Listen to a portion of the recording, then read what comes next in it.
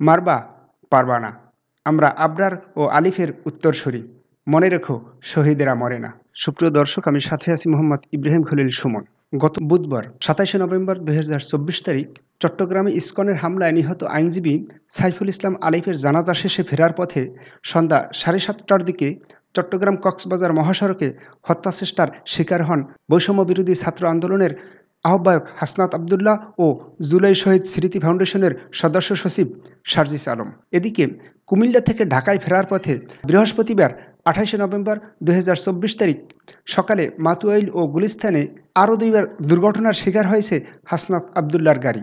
পরে ফেসবুকে বৈষম্যবিরোধী ছাত্র আন্দোলনের অন্যতম সমন্বয়ক হান্নান মাসুদ একটি স্ট্যাটাস দিয়ে হাসনাত আবদুল্লাহকে হত্যাচেষ্টার অভিযোগ তোলেন। রাজধানীর মাতুয়াইলে একটি ট্রাক হাসনাত আবদুল্লার গাড়িতে ধাক্কা দিয়ে পালিয়ে যায়। পরে আবার গুলিস্তানে আরেকটি মিনি ট্রাক তার গাড়িতে ধাক্কা দেয়।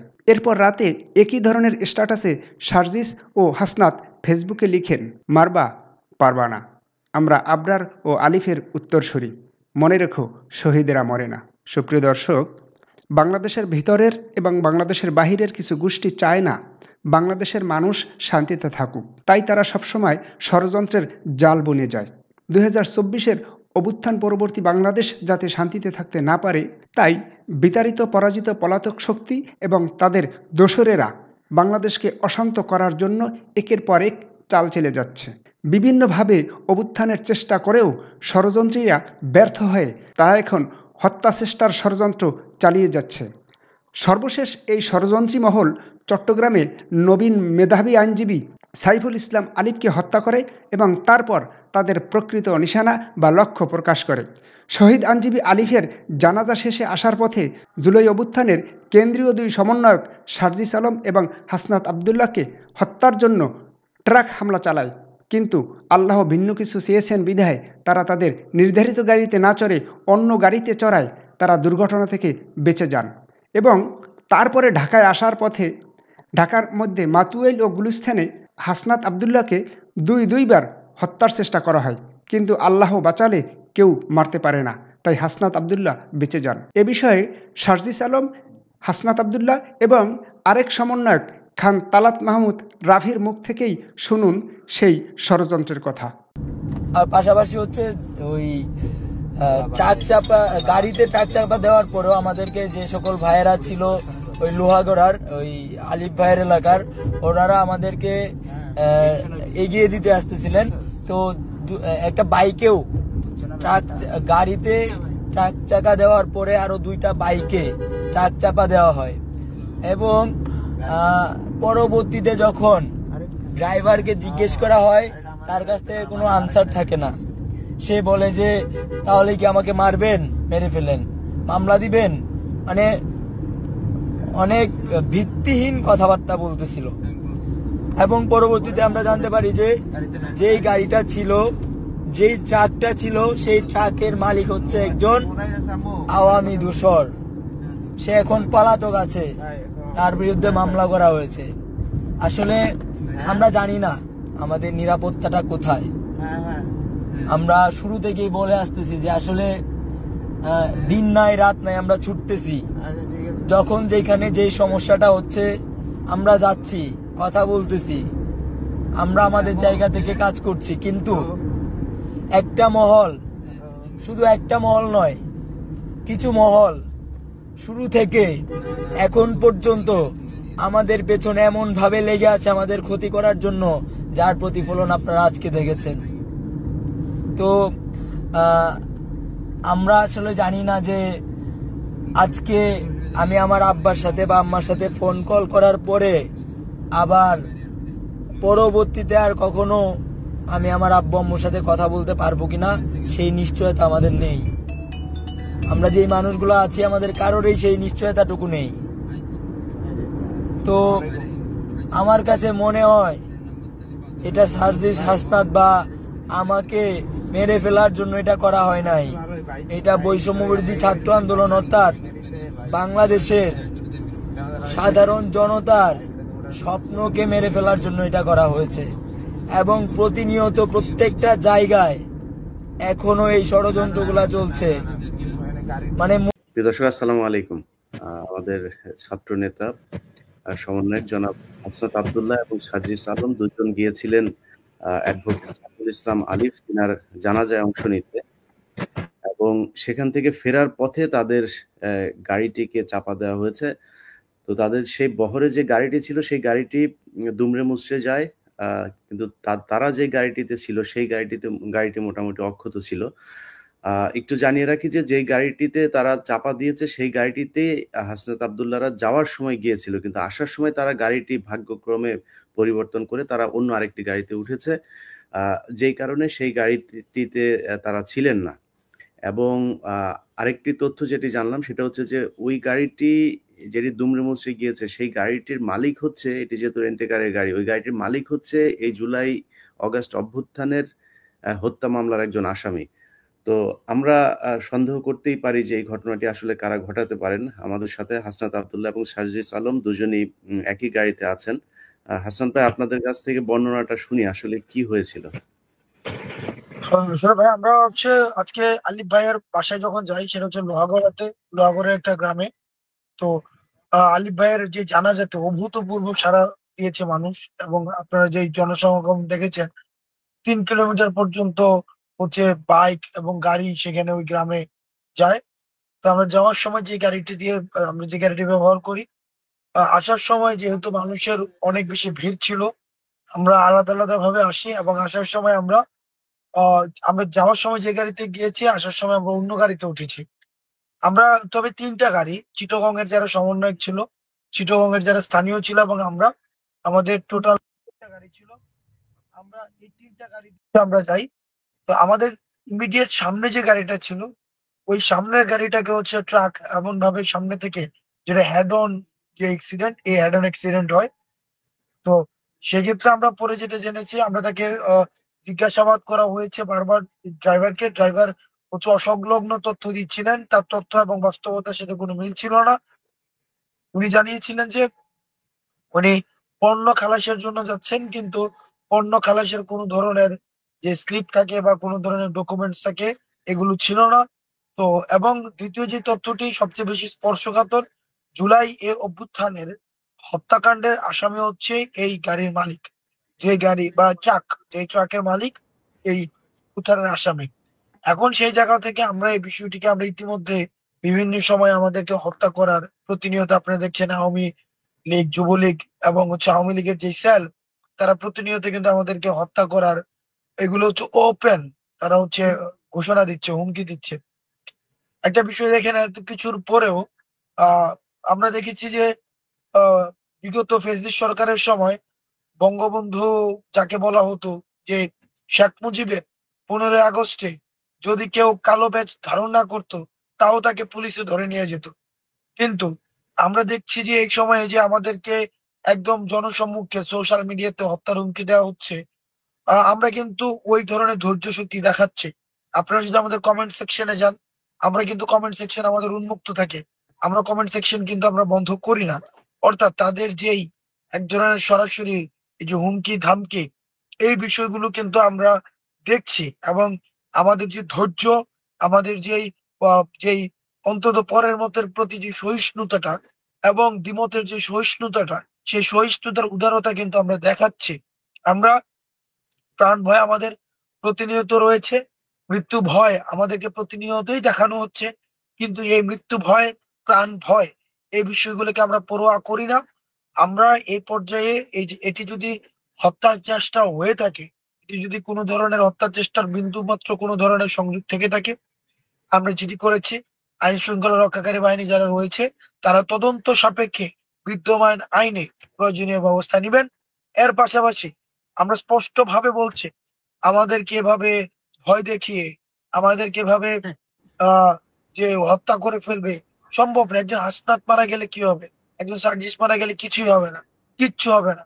একজন আমরা দেখেছি না যে আন্দোলনের সময় পুলিশ খুব দুঃখ করে বলছিল স্বরাষ্ট্রমন্ত্রীকে যে একটা গুলি লাগে, একজন পরে আবার আরেকজন উঠে দাঁড়ায় যায়। তো আমরাও একজন হয়তো মরে যাব, কিন্তু সমস্যা নাই, আরেক জায়গায় আরেকজন হাসনাত দাঁড়ায় যাবে, আরেকজন সার্জিস দাঁড়ায় যাবে, কোনো কিছু থেমে থাকবে না। আমরা এই অভ্যুত্থান পরবর্তী যে জীবনটা, এই জীবনটা একটা বোনাস জীবন। এই জীবনটা প্রত্যেকটা মুহূর্তের জন্য, প্রত্যেকটা মুহূর্তের জন্য। আমরা সৃষ্টিকর্তার প্রতি কৃতজ্ঞ। আমাদের প্রাপ্তির কিছুই নাই। সৃষ্টিকর্তা আল্লাহর কাছে আমরা কৃতজ্ঞ। তবে আমাদেরকে ভয় দেখিয়ে আসলে লাভ নাই, কারণ শহীদের তামান্না নিয়ে আমরা রাস্তায় এসেছি। যতদিন না পর্যন্ত এই যে ভারতীয় আধিপত্যবাদ, এই যে ইসকনের যে উগ্রতা, আমাদের প্রতিনিয়ত যে দেশের মধ্যে একটা অস্থিতিশীল ষড়যন্ত্র, আওয়ামী লীগের ষড়যন্ত্র, বিদেশে বসে ষড়যন্ত্র অব্যাহত রেখেছে, সেটির বিরুদ্ধে আমাদের লড়াই সংগ্রাম অব্যাহত থাকবে। জি সার্জিস ভাই, সার্জিস ভাই শুনছে তো না? হাসনাত ভাই, সার্জিস ভাই কি শুনছে আমার কথা? সার্জিস পিছনে কথা বলছে। আচ্ছা সার্জিস ভাই, আপনার সাথে আপনাকে একটু শুনি। তার মাঝখানে হাসনাত ভাই, আমরা একটু ইসকনের বিষয়টা নিয়ে কথা বলতে যে আপনারা দেখছেন যে ইসকন যে সন্ত্রাসী কার্যকলাপ চালাচ্ছে, তো এই সন্ত্রাসীদেরকে আসলে মানে মোকাবেলা করার জন্য আমাদের পদ্ধতিটা আসলে এখন কি হবে? আজিজ ভাই, আপনার কাছ দিয়েই শুরু করি, শেষ করি। সেটা হচ্ছে যে ইসকনের পরিস্থিতি আপনারা দেখছেন সারা দেশে তারা কি ধরনের তাণ্ডব চালাচ্ছে। গতকালকে যে কায়দায় একজন মানুষকে জবাই করে হত্যা করা হয়েছে, এরপরেও মানে তাদের ব্যাপারে কি তাদেরকে সন্ত্রাসী সংগঠন হিসেবে চিহ্নিত করা, নিষিদ্ধ করার ব্যাপারে আপনাদের কোনো প্রক্রিয়া আছে কিনা? দেখুন ভাই, আমরা আমাদের জায়গা থেকে একটা জিনিস স্পষ্ট করেই বলেছি, সেটা হচ্ছে যে ধর্ম আমাদেরকে শেখায় যে প্রত্যেক ধর্মের প্রতি শ্রদ্ধাশীল হতে। আমরা আমাদের জায়গা থেকে প্রত্যেক ধর্মের প্রতি শ্রদ্ধাশীল। সে ইসলাম ধর্ম হোক, হিন্দু ধর্ম হোক, খ্রিস্টান ধর্ম হোক, বৌদ্ধ ধর্ম হোক, যেই ধর্ম হোক না কেন, কিন্তু কোনো একটা ধর্মের নাম ব্যবহার করে কেউ যদি কোনো একটা উগ্রবাদী সংগঠন করে এবং সেই উগ্রবাদী সংগঠনকে ব্যবহার করে মানুষকে প্রকাশ্যে দিবালোকে জবাই করে হত্যার মতো নৃশংস ঘটনা ঘটায়, তাহলে সেই উগ্রবাদী সংগঠনের অস্তিত্ব কখনো আমরা সমর্থন করতে পারি না।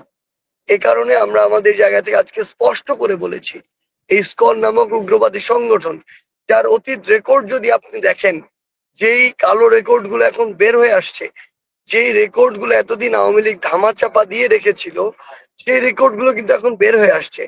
আমরা আমাদের জায়গা থেকে স্পষ্ট করে বলেছি, ধর্মকে ব্যবহার করে কোনো একটি উগ্রবাদী সংগঠন, এই ইসকনের মতো সংগঠন যদি বাংলাদেশে এরকম নারকীয় ঘটনা যা ঘটিয়েছে তা আবারও ঘটায়, তা আমরা আমাদের জায়গা থেকে কখনোই হতে দিব না, এবং সেটি ঘটানোর পূর্বেই যেন তাদেরকে তাদের জায়গায় নিষিদ্ধ করা হয়। আমরা আরেকটি জিনিস বলি, এই বিষয়ে আমাদের অবস্থান একদম স্পষ্ট। যারা আমাদের সনাতন ধর্মাবলম্বী ভাইরা রয়েছেন, হিন্দু ধর্মের ভাইরা রয়েছেন, তারা আমাদের ভাই, কিন্তু এখানে ইসকন আর হিন্দু ধর্ম এই দুইটাকে যেন এক করে না ফেলা হয়, দুইটা ভিন্ন জিনিস। এখানে সনাতন ধর্মকে আশ্রয় করে ব্যবহার করে কিছু উগ্রবাদী আছে হিন্দু ধর্মের, যারা এই ইসকনের সাথে যুক্ত এবং তারা এই কাজগুলো করছে। আমাদের অবস্থাটা একদম স্পষ্ট, এরকম প্রকাশ্যে দিবালোকে হত্যাযজ্ঞের সাথে জড়িত উগ্রবাদী সংগঠনকে অবশ্যই এই বাংলাদেশে নিষিদ্ধ করতে হবে। যে হিন্দু, এই ইসকন হচ্ছে আলাদা, হিন্দু আলাদা, এরা সব আলাদা, কিন্তু আমরা তো এই বিভিন্ন ছবি যেগুলো সোশ্যাল মিডিয়াতে দেখছি, যে এই ইসকনের প্রোগ্রামেই হিন্দুরা, সেইখানে আওয়ামী লীগ ছাত্রলীগের লোকজনকে দেখা যাচ্ছে, যাদের নামে হত্যা মামলা হচ্ছে তাদেরকেও বিভিন্ন ভিডিও ফুটেজে দেখা যাচ্ছে। তো এই ক্ষেত্রে আসলে সরকারের মানে করণীয় কি? আপনারা কি চিন্তা করছেন তাদের ব্যাপারে?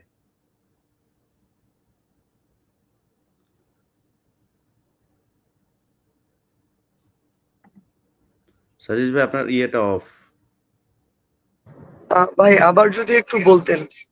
আমি বলছিলাম যে এই যে ইসকনকে আমরা বলছি যে ইসকন আলাদা, হিন্দুরা আলাদা, আওয়ামী লীগ আলাদা, কিন্তু বিভিন্ন জায়গায় দেখছি যে সেই মিলেমিশে সবাই একাকার, এবং যেই বিভিন্ন তাদের ফেসবুক পোস্টগুলি আপনারা যদি দেখেন, সোশ্যাল মিডিয়াতে তাদের যে ভিডিও ফুটেজগুলো বের হয়েছে, সেখানে দেখা যাচ্ছে ছাত্রলীগের, যুবলীগের চিহ্নিত সেই সন্ত্রাসীরাই তাদের সাথে।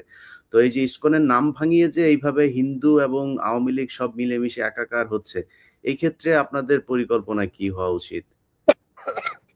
ভাই একদম স্পষ্ট করে একটা জিনিস বলি, ফ্যাসিস্ট আওয়ামী লীগ এবং তাদের দোসররা এখন গিরগিটির মতো নানা রূপ ধারণ করেছে। তারা আনসারদের কাছে গিয়ে আনসার লিক হয়েছে, সচিবালয়ে গিয়ে আমলা লিক হয়েছে, বিচার বিভাগে গিয়ে বিচারপতি লিক হয়েছে। তারা এখন বিভিন্ন রূপে এখন তারা ইসকন লিক হয়ে যাচ্ছে। আমাদের এই নতুন যে ইসকন লিগ, আমরা তাদেরকে আমাদের জায়গা থেকে একটা জিনিস বলি। ইভেন অনেকে, আমি তো একটা জিনিস বলেছি যে সকল হিন্দুকে আমি আমার জায়গা থেকে ইসকন মনে করি না, হিন্দু ধর্মাবলম্বী যারা রয়েছেন। কিন্তু হিন্দু যারা ইসকন রয়েছেন, ইসকন সংগঠনটির সাথে যুক্ত সরাসরি, তারা আসলে হিন্দু ধর্মাবলম্বী আছে। তো সেই জায়গা থেকে যারা এই উগ্রতাকে ধারণ করে, আমরা তো তাদেরকে আমরা ইসকনের উগ্রপন্থী হিসেবেই ট্রিট করব। এবং যে সকল ভণ্ড সুবিধাবাজ আওয়ামী লীগের দোসররা যারা এখন ইসকন লীগে রূপান্তরিত হয়েছেন, তাদের ক্ষেত্রে একই কথা প্রযোজ্য। তাদের ক্ষেত্রে তাদেরকে আসলে আমরা আমাদের জায়গা থেকে আইন শৃঙ্খলা রক্ষাকারী বাহিনী এবং বিচার বিভাগকে আরেকটু অ্যাক্টিভ প্রত্যাশা করি। আমরা এই ঘটনা তো 5ই অগাস্টের পরে বাংলাদেশে এরকম প্রকাশ্যে দিবালোকে একজনকে জবাই করে হত্যা করা হবে, এটা কিভাবে সম্ভব? এটা তো আমাদের কল্পনার মধ্যেও ছিল না। সেই জায়গায় যে রূপেই হোক, যেভাবেই হোক, যেই ধর্মের পরিচয় হোক না কেন, যা কিছু ব্যবহার করে হোক না কেন, যে এই হত্যাকাণ্ডের সাথে জড়িত, যারা উস্কানি দিয়েছে, এখন দিচ্ছে, তাদের সবাইকে দ্রুত বিচারের আওতায় এনে এই যে একটি অপ্রত্যাশিত নৃশংস ঘটনা, এটির একটি মীমাংসা এবং দৃষ্টান্তমূলক শাস্তির ব্যবস্থা করতে হবে। জি, ধন্যবাদ। ভাই, আপনারা দুজনই খুবই ক্লান্ত দেখা যাচ্ছে। বিশেষ করে হাসনাত ভাইকে খুবই ক্লান্ত দেখা যাচ্ছে। আপনাদের কাছে আমার একটা অনুরোধ থাকবে হাসনাত ভাই, যে আপনারা এই যে এখন যে রাতের বেলায় যে এত রাতে আপনারা গাড়িতে করে ঢাকায় ফিরছেন, এটা আমার কাছে পছন্দ হয় নাই। এই বিষয়গুলোতে আপনাদেরকে আরো সতর্ক হতে হবে, এবং যারা এই ফ্যাসিস্ট সরকারের বিরুদ্ধে, এই সন্ত্রাসী ইসকন, সন্ত্রাসী আওয়ামী লীগ, এদের বিরুদ্ধে, এবং কিছু হিন্দু সংগঠন, আমি কালকে একজনের একটা ইমেল পেয়েছি ভাই, ওদের ইসকনের চাইতেও ভয়ঙ্কর কিন্তু হচ্ছে এই যে হিন্দু জাগরণী জোট নামে একটা নতুন যে সংগঠন, তাদের ইদানিং খুব দেখা যাচ্ছে। কালকে একটা সন্ত্রাসী আপনার এই যে মিডিয়াতে বক্তব্য দিয়েছে সেই জোটের সম্ভবত একজন মুখপাত্র। তো এদের ব্যাপারে আমার মনে হয় আপনাদের অনেক বেশি হওয়া দরকার। আমি সেই 2019 সালে আমার একটা ডকুমেন্ট ছিল, সেখানে আমি দেখিয়েছিলাম যে এরা কিভাবে সংঘবদ্ধভাবে তাদের নিজেদের ট্রান্সপোর্টেশন আছে, নিজেদের ওয়্যারলেস সুবিধা আছে, তাদের অস্ত্র আছে, সবকিছুই তারা খুব পরিকল্পিতভাবে এই দেশে সন্ত্রাসী কার্যক্রম চালানোর জন্য করছে। তা আমার মনে হয় আপনারা যখন রাতের বেলা বা দিনের বেলা যখন যেখানে যান, যেই জেলাতে যান, সেই জেলার পুলিশ সুপারকে ইনফর্ম করা, এবং তারপরও নিজেদের কিছু ইহেও রাখা। কারণ ইসকন যে পরিমাণে প্রশাসনে তাদের লোক ঢুকিয়েছে, কাকে বিশ্বাস করবেন সেটা নিয়েও আসলে একটা সন্দেহ রয়ে গেছে। হাসনাত ভাই, যদি কিছু বলতে চান আপনি বললে আমরা শেষ করি।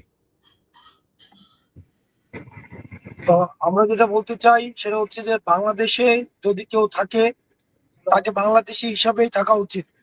বাহ্যিকভাবে বাংলাদেশি আর মানসিকভাবে ভারতীয়, এইভাবে আসলে বাংলাদেশে এক ধরনের দ্বৈত মানসিক অবস্থা নিয়ে থাকা খুবই ডিফিকাল্ট।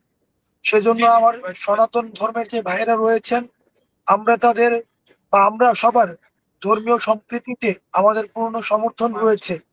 এখানে একটা বিষয় গুলিয়ে ফেলা হয় যে ইসকন বিরোধিতা মানেই কিন্তু হিন্দু বিরোধিতা নয়। যারা সনাতন ধর্মের রয়েছে, হিন্দু একটা ধর্ম, এটা নিজস্ব কালচার রয়েছে, তাদের নিজস্ব হচ্ছে রিচুয়ালস রয়েছে, সবকিছুই সেটা তারা তাদের মতো করে পালন করবে, এবং সেটা পালনের ক্ষেত্রে রাষ্ট্রীয় ব্যবস্থা থেকে তাদের সম্পূর্ণ নিরাপত্তার ব্যবস্থা করবে।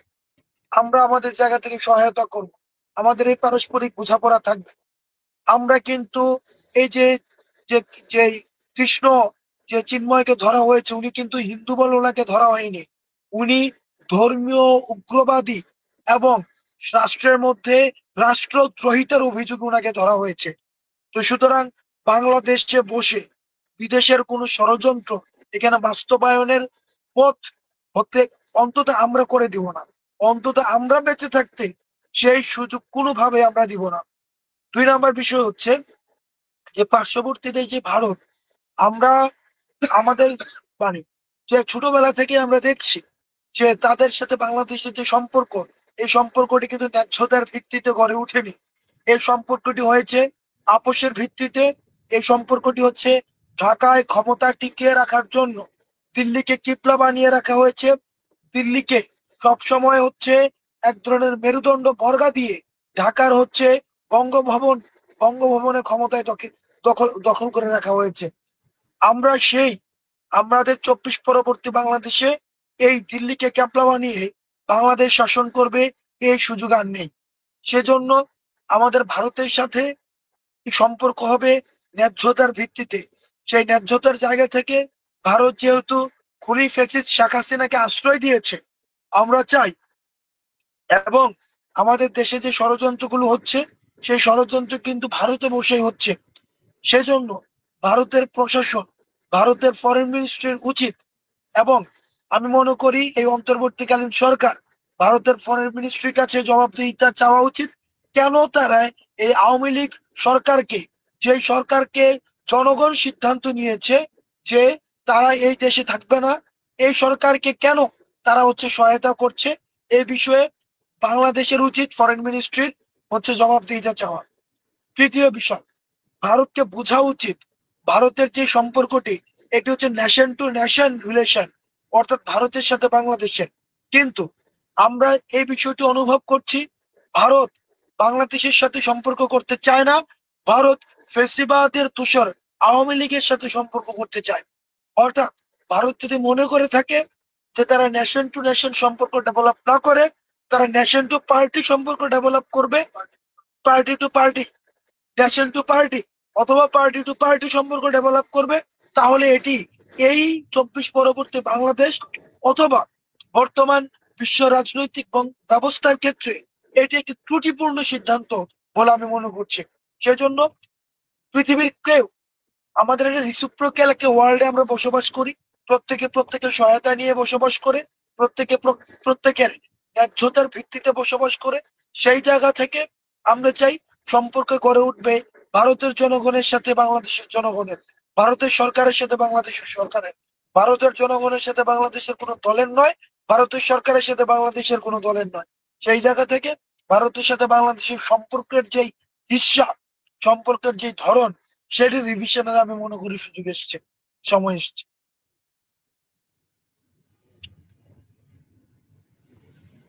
হাসনাত ভাই ধন্যবাদ। জি, হাসনাত আব্দুল্লাহ ভাই এবং সার্জিস আলম সহ নাহিদ ইসলাম এবং আসিফ ভাই, আরো যারা ছাত্র আন্দোলনে অংশ নিয়েছিলেন, অনেকেরই নাম বলতে গেলে সময় লাগবে।